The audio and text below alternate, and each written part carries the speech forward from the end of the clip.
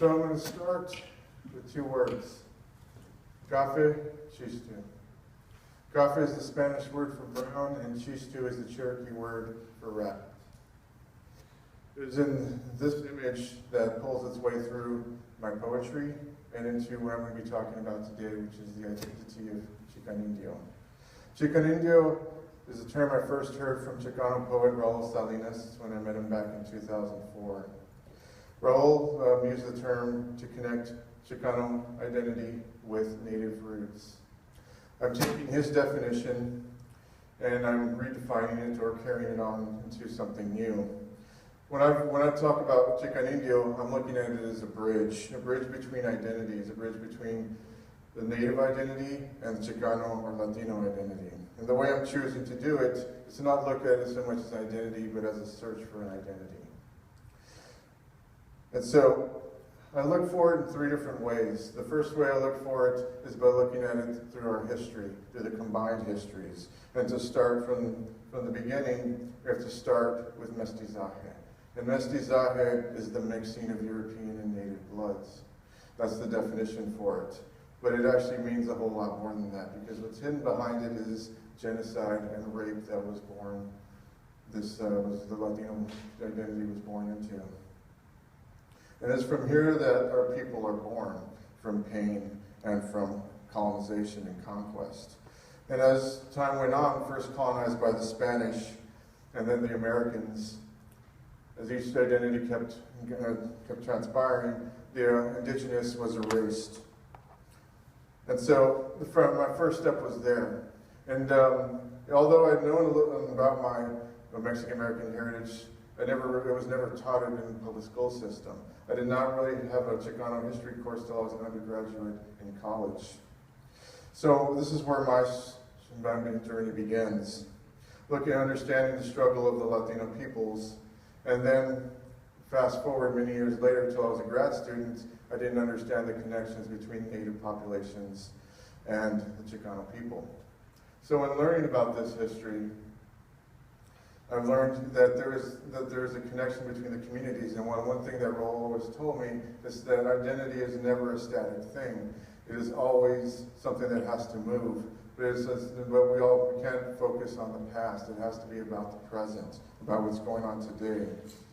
So, although Xicanindio, then the name is a combination of both Chicano and Indio, it is about connecting with the present. So I learned Chicano, and then I learned the native roots to it, and then it brought me to trying to understand my own family roots, which is kind of backwards because it started off as native Chicano, and then it became what it is today. For me, a lot of it is through practice, and we see the practices that are still within our community. Practices such as spirituality and Catholicism.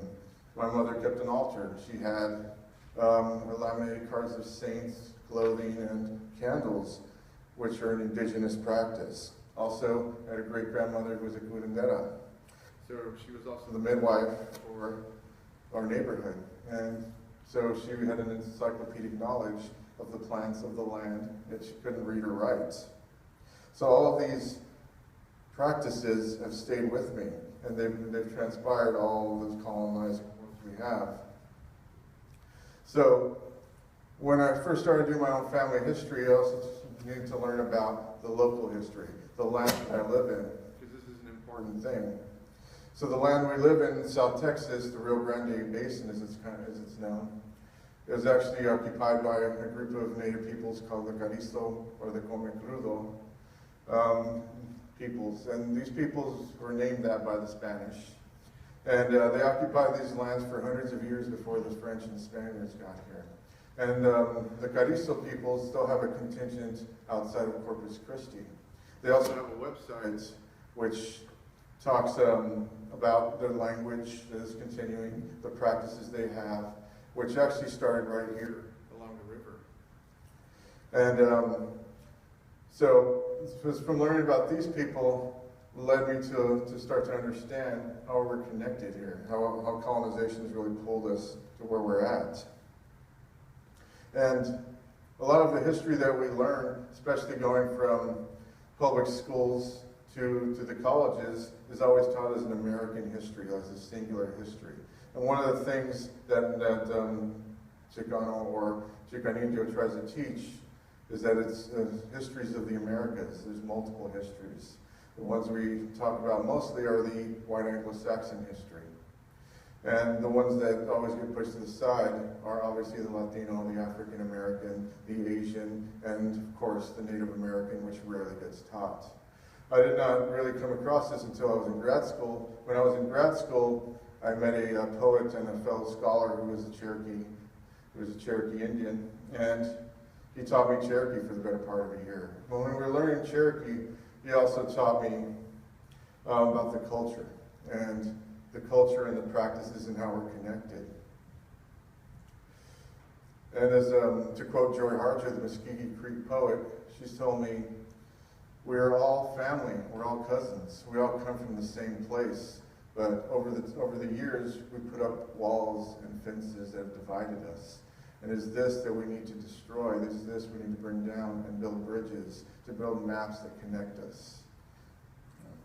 So, from all these different practices and all these different things, I had to learn, how am I going to integrate this into my own life? How am I going to bring Native practices to the present, dealing with Latino, Mexican American, Chicano, and show how that might work out today in our current society. And a lot of this is by searching, not looking more toward